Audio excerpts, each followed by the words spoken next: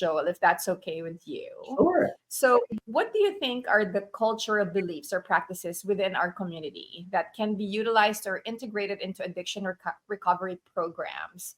Because, like, as I can imagine, like the program that you probably went for that, maybe I don't know if there's like people of color also running the program and all that stuff, but like, how was that for you as a person of color going into that rehabilitation program, and what maybe some effective strategies like for for us Filipinos that maybe some of them can implement. Yeah, I was smiling just now because you just brought up a memory of mine in rehab where one of the people that work there said, "You're the first Filipino I've seen here in a long time." And Right. I thought, well, there's no way that I'm the only Filipino going through addiction. So that Mm-hmm. must mean that there's a lot of Filipinos that are not asking for help, and that made me really sad because Mm-hmm. how what does that mean with how many people are struggling secretly, Mm-hmm. feeling really alone? And to answer your question, I think that one of the cultural traditions that we can begin to change is the not talking about our emotions tradition, and we need to implement being able to talk about our emotions at the dinner table, and being able to talk about how we feel and normalize that all of our feelings are what makes us whole, right? We can be Mm-hmm. so good at being people pleasers as Filipinos and hospitable, right? Where we Mm-hmm. kind of just make it feel like we only talk about the good emotions in front of people, only the good Right. emotions. Yeah. But like Mm-hmm. it's the good emotions and the bad emotions that make us whole. And I Mm-hmm. think as soon as we normalize all of that, that's so Mm-hmm. important. And what I like to use as a metaphor is halo halo. There's so many Mm-hmm. layers to halo halo, Uh-huh. right? It's the Uh-huh. tapioca Yeah, and the beans and the ice and the condensed milk. that's right. There's so many Yeah. layers that make halo halo halo halo. And that's the same for us. It's not just Yeah. happiness. Mhm. It's not just Yeah. sadness. It's not just Mhm. joy. Like all of that. That's It's right. all of the layers. And that's what makes us all beautiful, Yeah. when we accept that. Mm-hmm.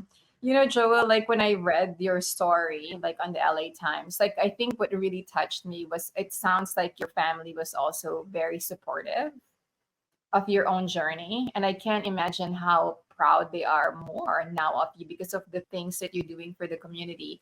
So for the change your algorithm, do you get Filipino clients in there? Or like what are the yeah. Mm-hmm. Yeah, we have Filipino peers, so we're very big in making sure that we have diversity and people of color with our therapists as well as the peers that join the program, because we Yeah. don't just we like to show that we all have a mind, and we're all in this Yeah. together, despite your religion, political party, ethnicity, sexual orientation, like all of that. Like it's judgment free.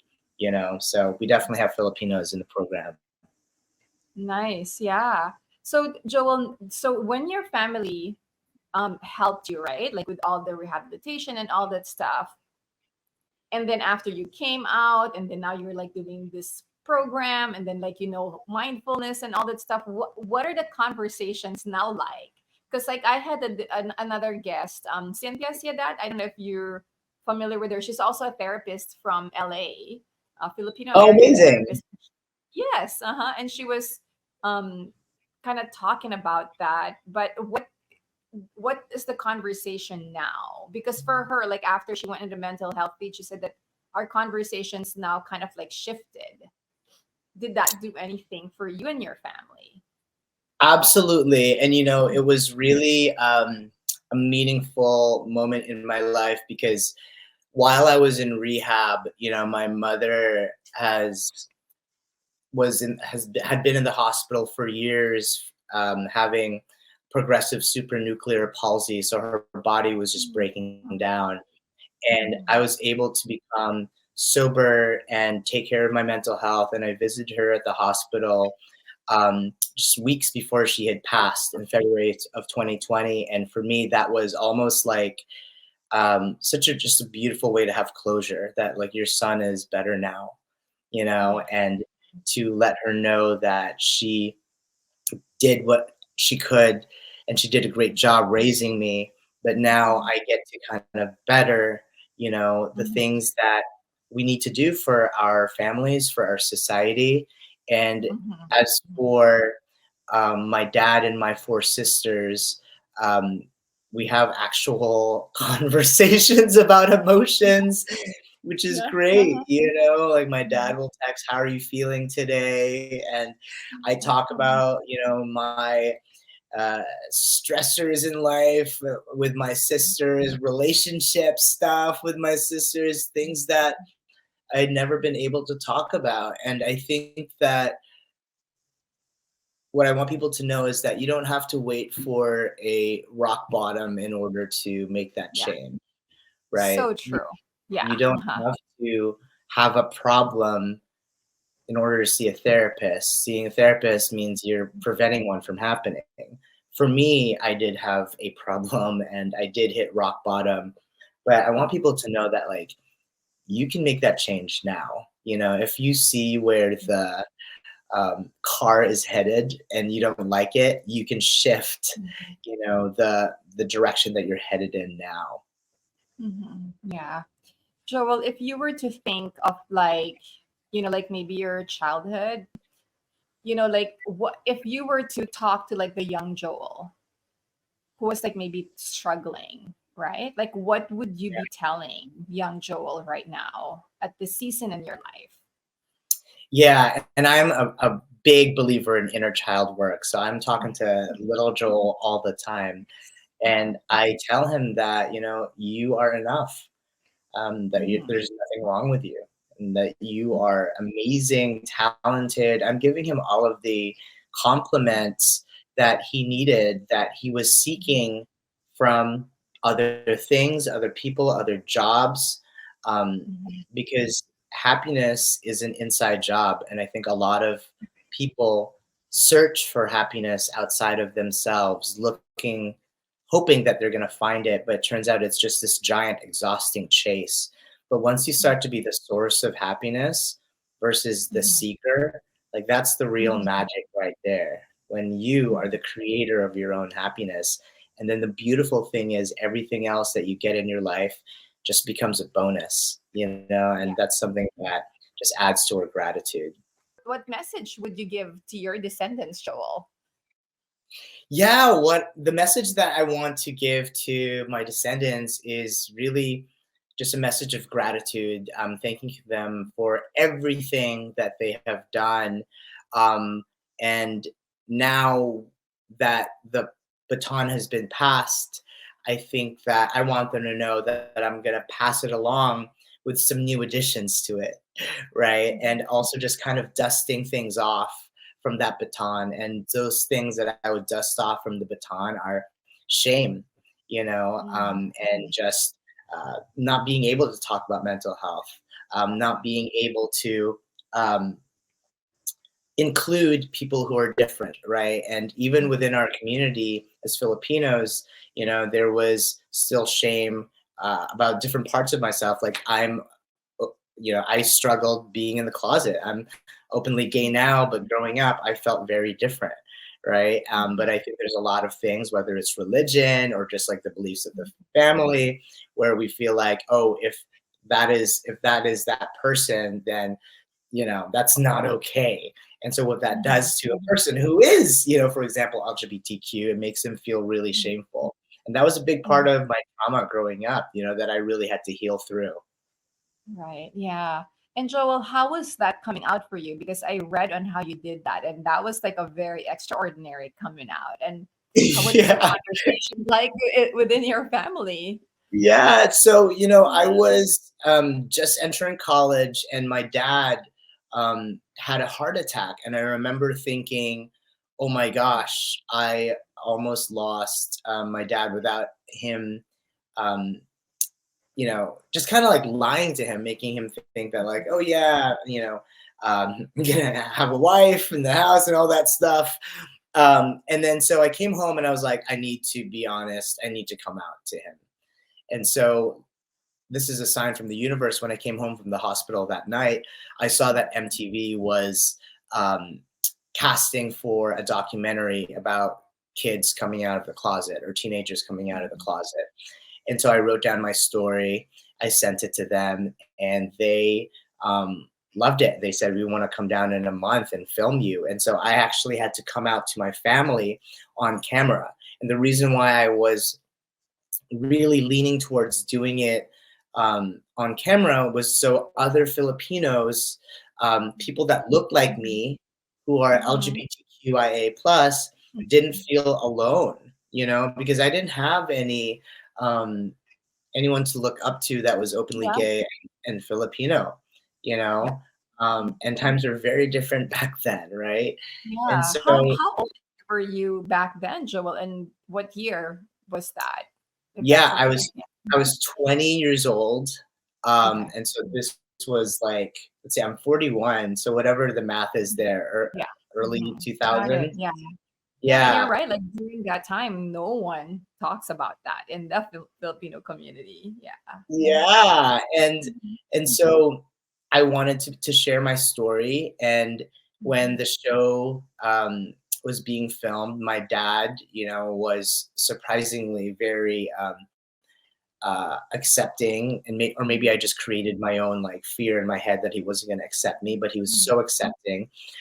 My mom, not so much. It took a little bit of work for her to really understand what was happening and who I am, and that there's nothing wrong with me.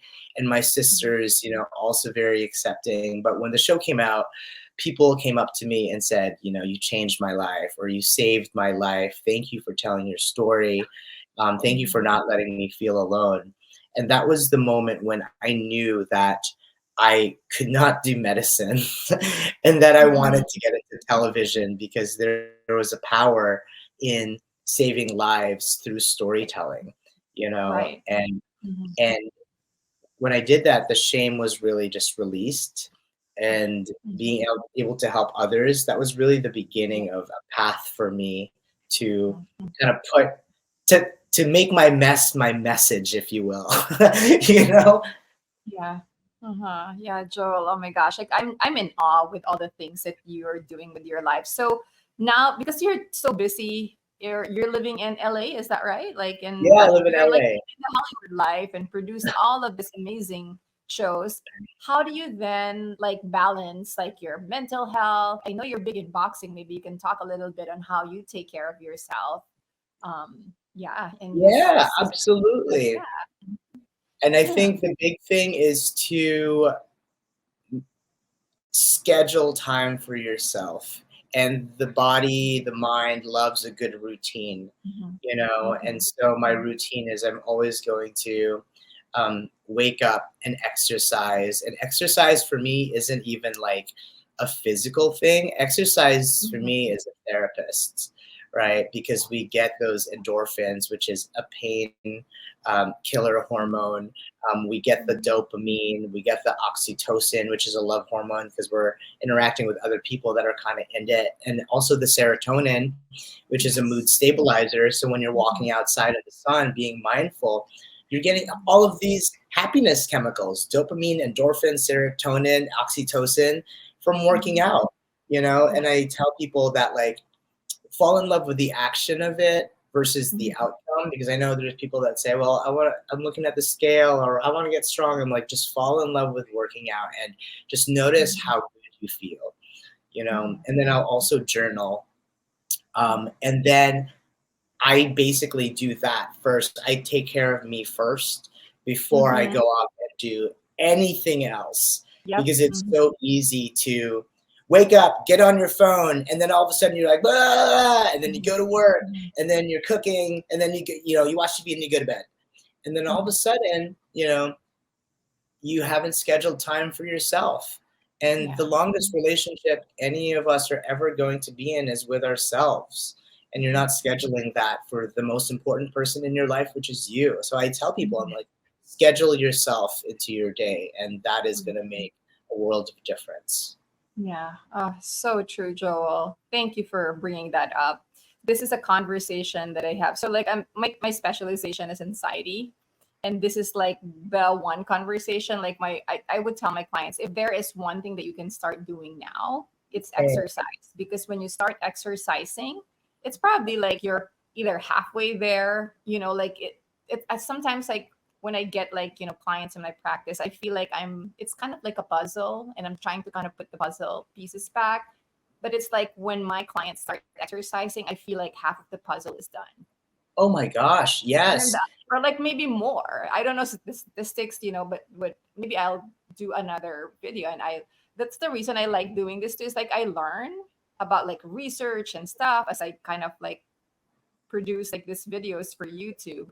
But maybe that's something about like the exercise, because it's like, yeah, like maybe three-quarters of the way they're there, right? Like when they start exercising, because like you mentioned, all of the neurotransmitters, like the dopamine, the serotonin, the endorphins are kind of like popcorn, like like Yeah. after you It, exercise. Yeah. it's Mhm. really amazing. And, I want people to know that, it doesn't mean I don't experience anxiety anymore. Oh my gosh, of course I still experience anxiety. I just know how to manage it, right? And I Yeah. manage it Mhm. by accepting when it's happening versus Mhm. running away from it, breathing through it. And Mhm. I go, well, I might as well breathe through it while I'm exercising Yeah. because Uh-huh. our mind is so good with Mhm. thinking, all right, give me a task. What can I focus on? Okay, Mhm. you're not giving me anything. Okay, let me focus on all the problems. And we've got a lot of problems. Brrr.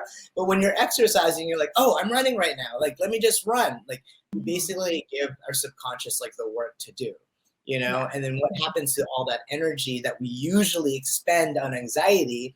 That energy is now focused towards like changing our bodies and literally sweating, which is so good for us. Okay. Yeah. Uh-huh. I know. I just went to Orange Theory like a couple hours ago. Look at you! That's what I do. But the thing with me, Joel, is, and like, sometimes like I like tell my clients this, like I'm very transparent to them, because I used to like, or we became member of like a gym, but we hardly go. I Sure. just don't have the discipline like you, who are like, oh my gosh, like I have clients sometimes, they will say that at 6 o'clock I do my hot yoga every single day. Good for you. Wow.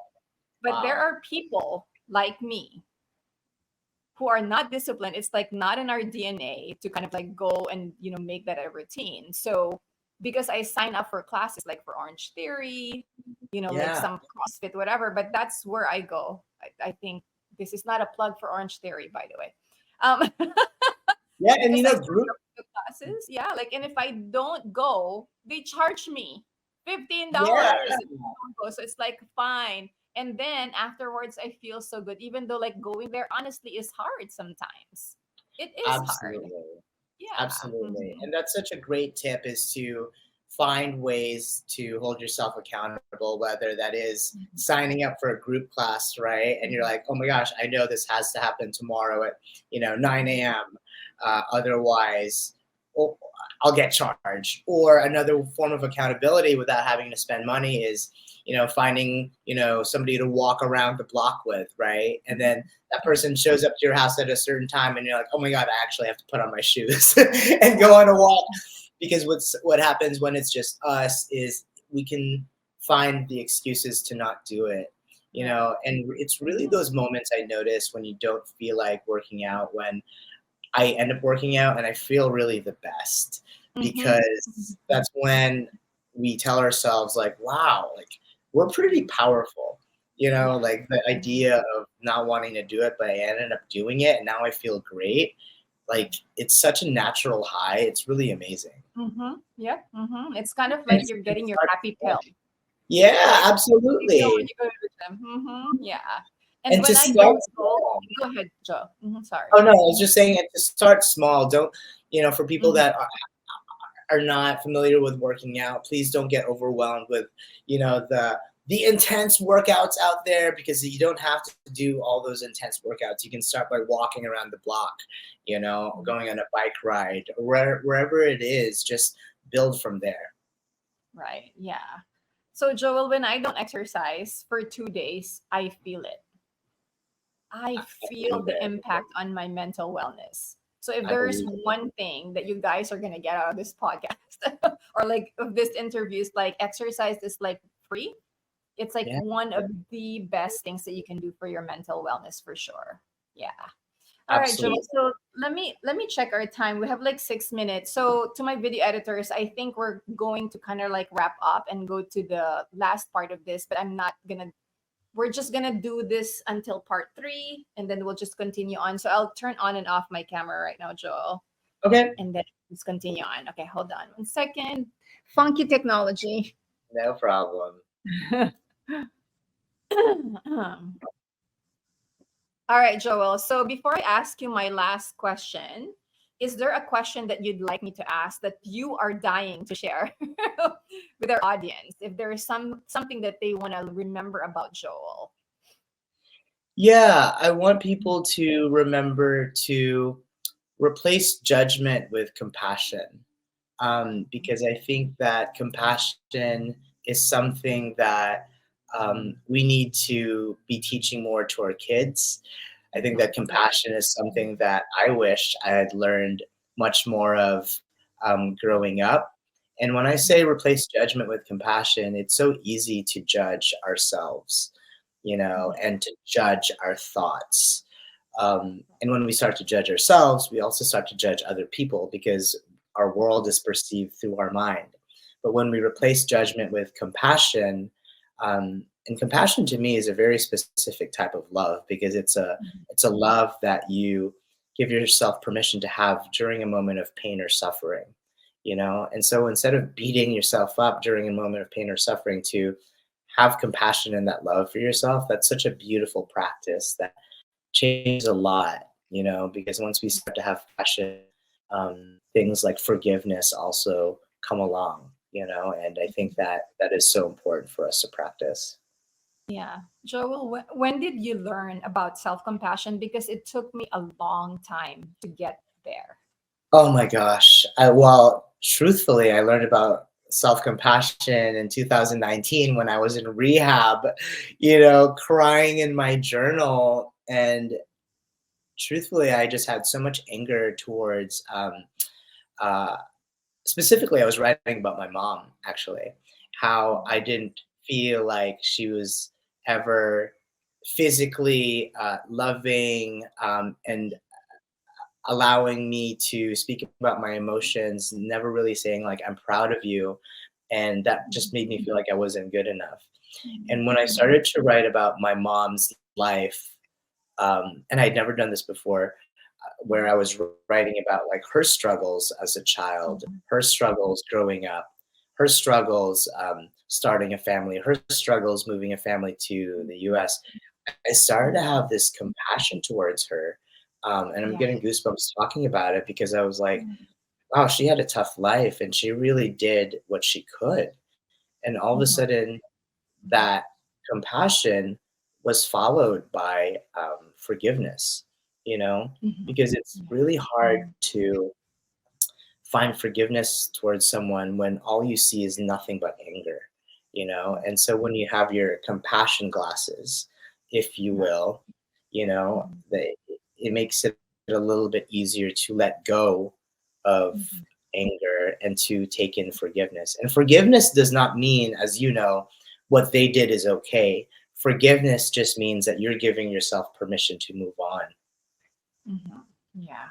Thank you so much, Joel, for that. Of course. So before I let you go, we can't just get so much of you, Joel. I wish that I can film this for 2 hours. But before we let you go, I wonder if it's okay for you to share with us what are the self compassionate things or words of kindness that you extend to yourself, like lately in this time of your life when you are struggling, when you are in that, like, oh my God, like this is so tough and I don't know if I can do this. Like, what Yeah. kinds of words of comfort do you give yourself?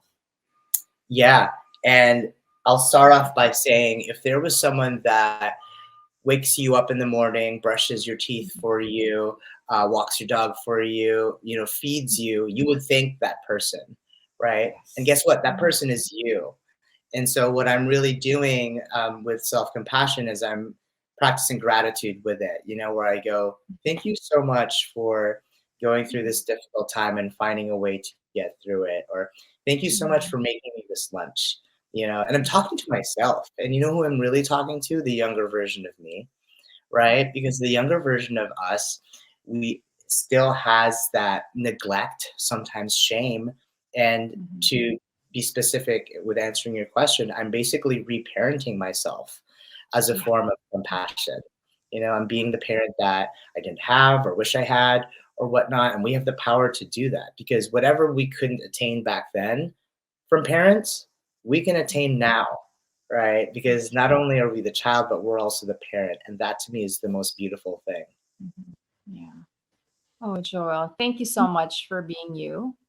Oh my And gosh, thank you so much for having me. This was so fun. Honestly, it felt like it's only been like 5 minutes because I can go on and on about mental health Mhm. and Yeah. topics. Yeah. Thank you so much for all you do for our community and for giving the Filipino name a good rep in the Hollywood community. I, I hope Sorry, community. so. I hope All so. your, all your projects and all of the, like the change your algorithm, program that you're bringing to the lives and changing lives as we speak, in our community. So maraming salamat for being here, for being with us, for being in community with us, and sa uulitin. I hope we can do it again. Absolutely. Maraming Mhm. salamat. Thank you so much for having Mhm. me. And I look forward to doing this again with you. All right. Thank you.